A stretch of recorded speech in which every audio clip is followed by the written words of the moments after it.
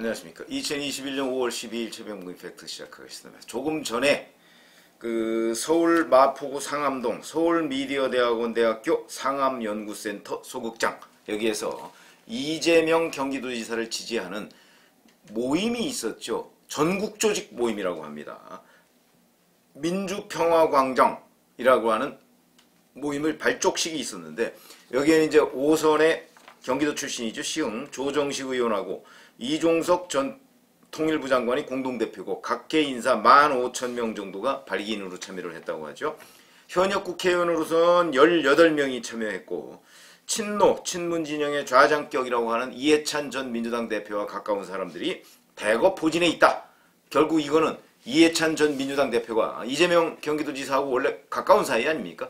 그래서 이해찬 전 민주당 대표의 측근 중에 한 명이 경기도에 부지사로 가 있기도 했습니다. 그래서 아마 지금 현재 이재명 경기도지사에 대한 후원자의 대부격이 이해찬 전 대표다. 이렇게 평가할 수가 있겠고, 예를 들어서 이제 뭐 김성환, 이해식 의원 이런 사람들, 아니면 이해찬 전 민주당 대표 때 지명직 최고위원 뭐 이런 걸 했던 비례대표 이수진 의원, 이형석 의원, 그 다음에 청년대학생위원장이었던 장경태, 전용기 의원 이런 사람들이 있고요. 그 다음에 뭐 또 비례대표인 최혜영 의원, 원내대변인을 지냈던 박성준 의원, 홍정민 의원, 김윤덕, 강준영, 문정복, 민형배, 이수진. 이 이수진 의원은 서울 동작 출신이고요. 이동주, 이모경, 정일영, 뭐 정은혜, 홍미영 전 의원, 그 다음에 원외지역위원장 22명, 뭐 이런 사람들도 다 발기인이라고 합니다. 자, 거기에다가 노무현 전 대통령의 사위죠. 곽상원 변호사도 참여를 했다고 하고요. 곽상원 변호사는 이재명 경기도지사와 함께 봉하마을 참배에도 참여를 했다.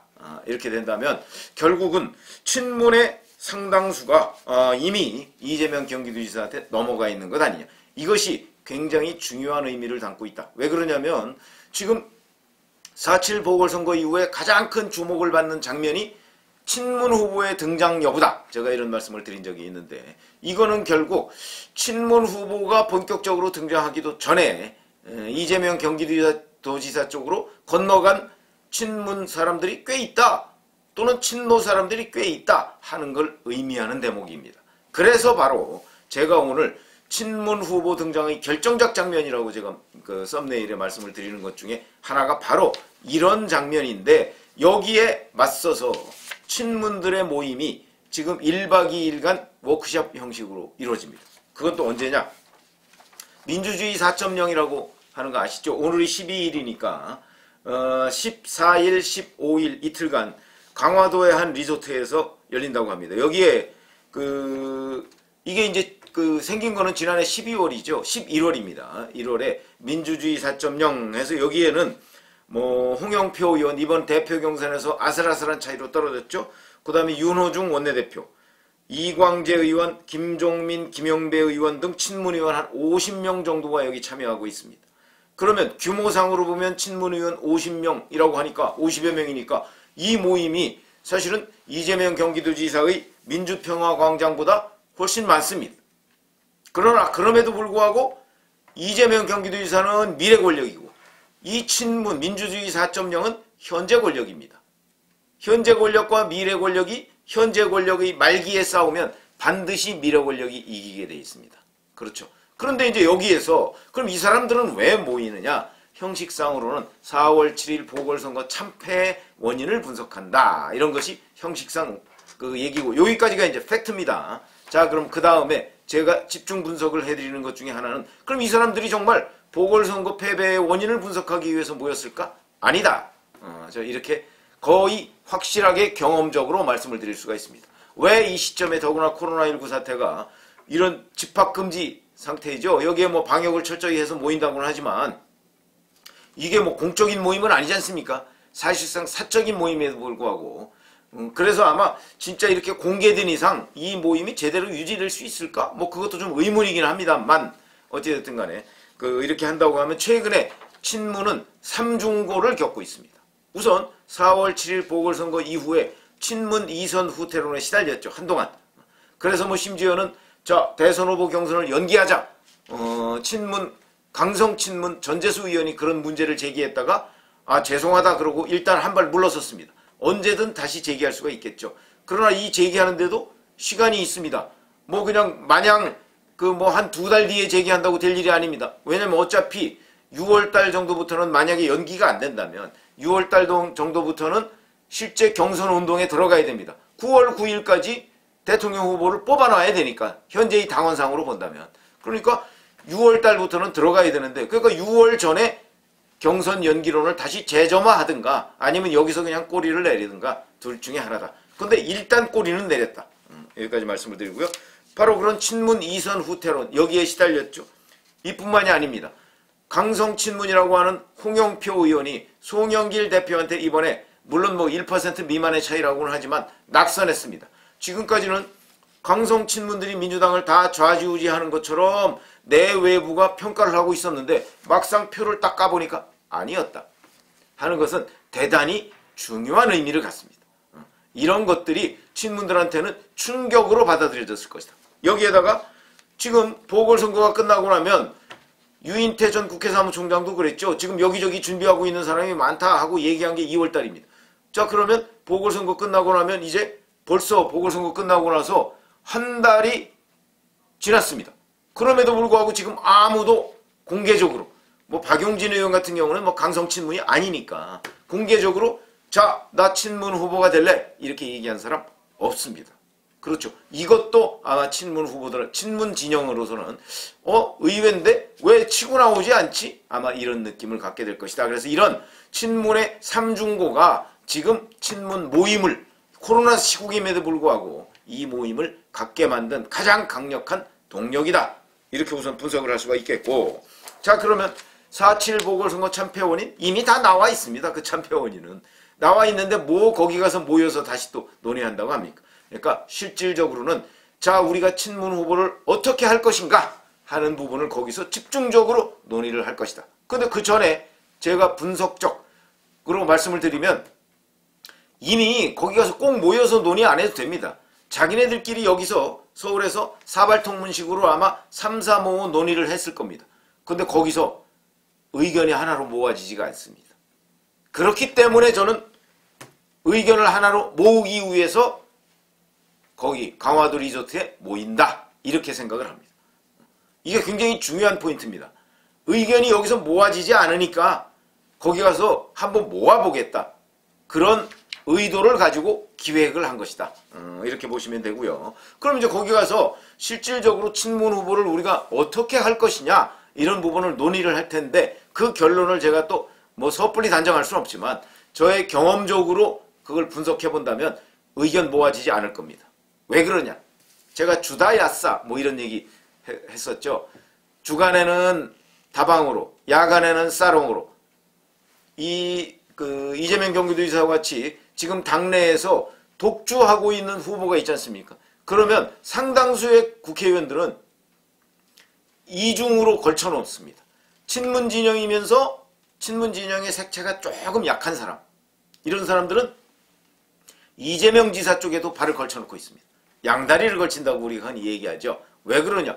현재 권력은 지고 있고 미래 권력은 뜨고 있는 거 아니겠습니까? 그러다 보니까 미래 권력에도 낮에는 친문 민주주의 4.0에 가서 일하는 척 얼굴 내밀고 밤에는 이재명 경기도지사 지역에 가서 사실은 내가 이재명 지사를 평소에도 존경하고 이렇게 하는 게 정치다. 그러니까 이 민주주의 4.0에서 얼굴 드러내고 지도급 인사 외에는 상당수가 이미 이재명 경기도지사 쪽으로 양다리를 걸치고 있을 것이다.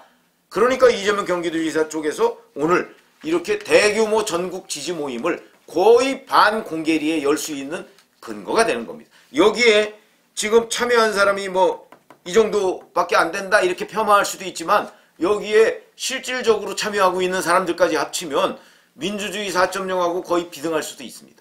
그렇게 되면 자 민주당이 174명인데 여기에 민주주의 4.0이 한 50여 명 그러면 이재명 경기도지사 모임이 지금 뭐 대략 한 30명 정도 된다고 본다면 여기에 음성 회원까지 합치면 여기도 한 50여 명 넘을 것이고요.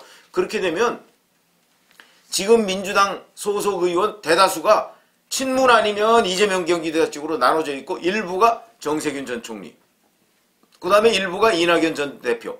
아마 이런 식으로 분포가 돼 있을 것이다 라고 본다고 하면 민주주의 4.0이 14, 15일 날 그 모임이 열린다면 거기서 집중적으로 친문 후보를 논의할 텐데 아마 결론이 나오지 않을 것이다. 왜냐하면 이미 양다리를 걸치고 있는 사람들이 꽤 있는데 결론이 나겠습니까? 거기서 양다리 걸치고 있다 이렇게 커밍아웃 안 하겠죠, 당연히. 그러나 우리가 하나로 의견을 모으기에는 너무 뭐가 어쩌고저쩌고 다른 핑계들을 댈 겁니다. 그러니까 아마 14, 15일 날 강화도 리조트에 갔다 오면 상당수의 친문 의원들은 이게 아닌데? 아마 그런 느낌을 갖게 될 가능성이 있다. 왜냐하면 거기서 논의 과정을 보면 누가 양다리를 걸치고 자기네들끼리 내부 분열이 있을 가능성이 있습니다. 이게 1997년에 정발협의라고 있었습니다. 정치발전협의회. 이거는 무슨 얘기냐? 김영삼 대통령, 당시 현직 대통령이죠. 현직 대통령 쪽에서 이수성 전 국무총리를 대권 후보로, 당시 신한국당에 구룡이 있었죠. 대권 후보로 사실상 낙점을 했는데 이수성 전 국무총리가 도저히 안 되는 겁니다. 뭐 토론에서도 안 되고 여러 가지 파이팅이 없고 권력의지 자체가 빈약하다. 이렇게 평가가 됐기 때문에 상당수가 이미 이인재 전 경기도지사 쪽으로 넘어갔었죠. 거기도 또 묘하게 경기도지사네요. 당시에 현직 경기도지사였습니다. 넘어가 있었죠. 그러니까 이 정발협이 의견을 모으기가 어렵습니다. 똑같습니다. 평행이론이죠.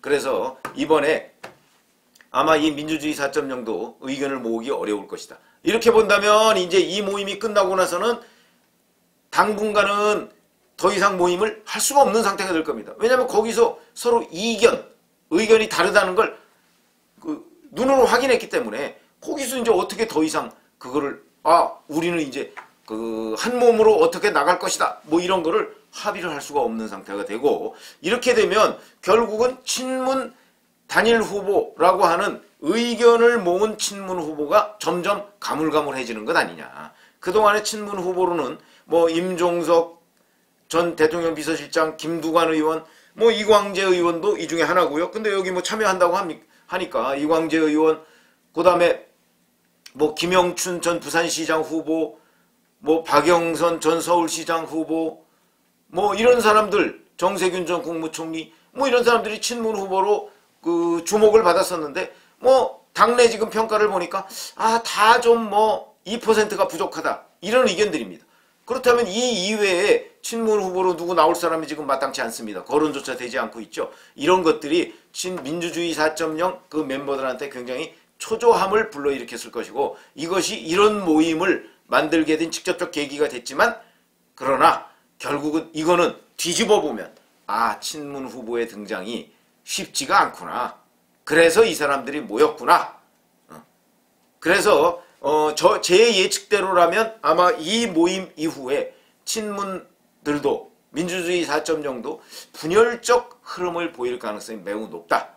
저는 이렇게 예상을 하는데, 한번 14, 15일 우선 모임이 계속 강행할 것인지 모임을 이런 부분 하나 하고, 그 다음에 강행할 경우에 거기서 무엇을 논의할 것인가 하는 부분 하나 하고, 그 다음에 세 번째, 과연 거기서 친문 후보에 대한 합의를 이뤄낼 수 있을 것인가 하는 부분에 대한 그 부분까지 이렇게 세 가지 관점에서 제가 분석을 해드렸는데 한번 얼마나 맞는지 함께 관찰을 해보시죠. 감사합니다.